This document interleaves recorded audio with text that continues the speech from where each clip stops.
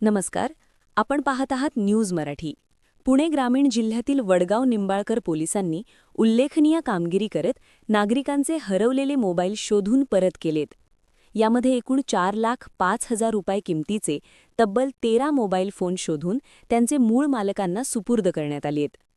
हरवलेले मोबाईल संदर्भातील तक्रारींच्या अनुषंगाने पोलीस अधीक्षक संदीप सिंग गिल यांच्या आदेशानुसार विशेष पथकाची नियुक्ती करण्यात आली होती.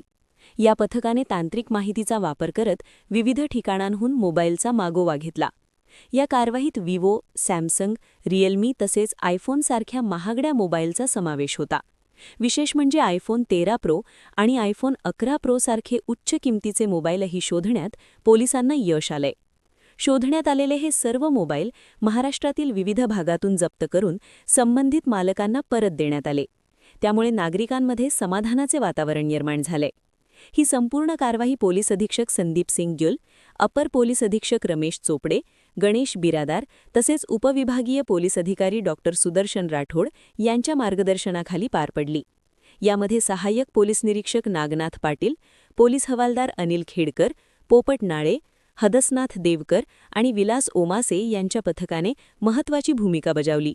वडगाव निंबाळकर पोलिसांच्या या कामगिरीमुळे हरवलेली मालमत्ता परत मिळण्याबाबत नागरिकांचा विश्वास अधिक दृढ झाला आहे. धन्यवाद.